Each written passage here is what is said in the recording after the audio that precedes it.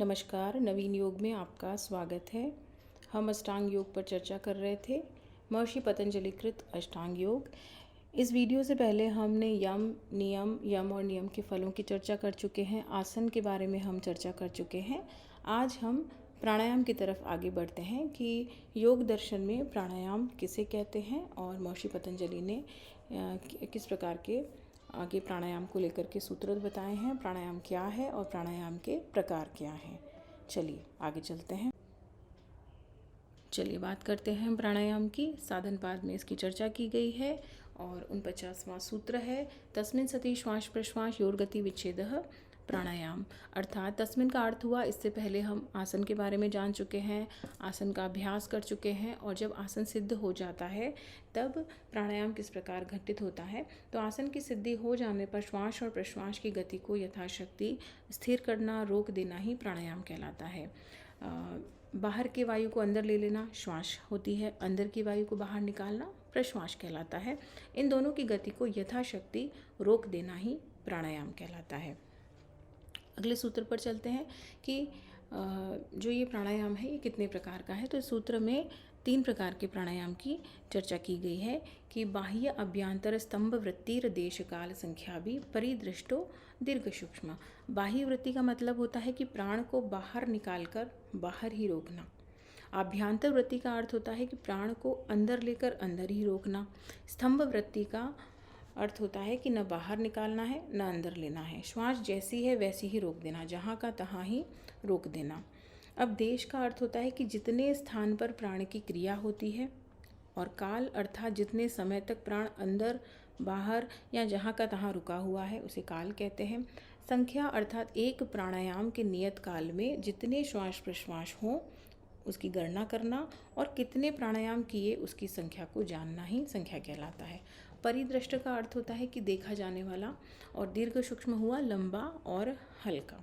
तो जब हम इन प्रकारों का अभ्यास करते हैं, बाह्य वृत्ति, आभ्यंतर वृत्ति और स्तंभ वृत्ति प्राणायाम देश काल और संख्या के द्वारा जाना हुआ लंबा और हल्का हो जाता है। इस सूत्र में ये बताया है। अगले सूत्र में वर्णित है चौथा प्राणायाम। 4 प्राणायामों की बात की गई है। चतुर्थ प्राणायाम का जो सूत्र है वह है बाह्य आभ्यंतर विषयाक्षेपी चतुर्थ। अर्थात बाह्य तथा आभ्यंतर प्राणायाम के विषय को दूर करने वाला। जो हमने पहले बाह्य प्राणायाम पढ़ा और फिर हमने आभ्यंतर प्राणायाम पढ़ा, उनके विषय को दूर करने वाला ही बाह्य आभ्यंतर विषयाक्षेपी नामक चतुर्थ प्राणायाम है। इसको विस्तृत रूप से हम समझेंगे कि देश काल संख्या के द्वारा परिष्कृत बाह्य प्रदेश में होने वाला प्राणायाम इस प्राणायाम के द्वारा उल्लंघित होता है और इस प्राणायाम के द्वारा अतिक्रांत होता है, ऐसा हम कह सकते हैं। जब बाह्य वायु बाहर देश से अंदर की ओर गति करती है तो यह प्राणायाम उसकी गति को रोकता है। उसी प्रकार से आभ्यंतर परीक्षित प्राणायाम में वायु जब भीतर से बाहर की ओर गति करती है तो यह उसकी गति को रोकता है। इस प्रकार से ये दोनों प्राणायाम दीर्घ और सूक्ष्म होते हैं। बाह्य आभ्यंतर दोनों प्राणायामों को क्रम से परिपक्व बना लेने पर ही इस प्राणायाम के द्वारा दोनों की गति का अभाव हो जाता है। यह चौथा प्राणायाम है।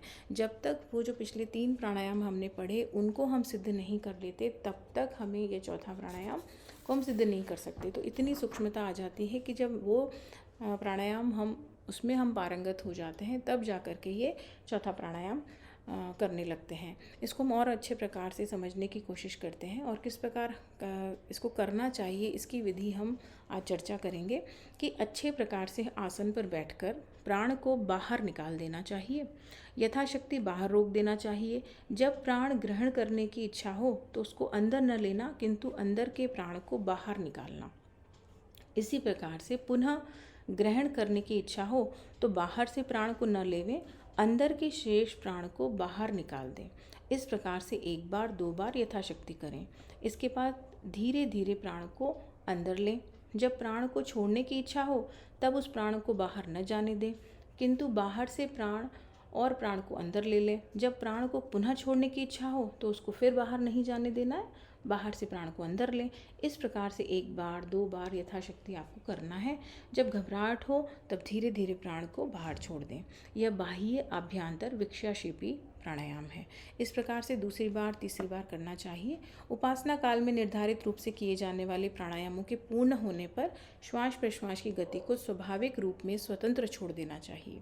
यदि योगाभ्यासी के ध्यान में बाधा उपस्थित न हो तो नासिका के माध्यम से लंबे श्वास प्रश्वास ले सकता है। इससे शरीर को शुद्धि प्राप्त होती है, प्राणायाम करने का सामर्थ्य बढ़ता है और मन की तरंगों से या वृत्तियों को रोकने में सहायता मिलती है। तो ये जो 4 प्राणायाम आज हमने बात की कि बाह्य आभ्यंतर स्तंभ वृत्ति और बाह्य आभ्यंतर विक्षाशेपी, मतलब जो बाह्य प्राणायाम है, जो आभ्यंतर प्राणायाम है उससे विपरीत जब हम करते हैं तो ये बाह्य आभ्यंतर विक्षाशेपी प्राणायाम कहलाता है।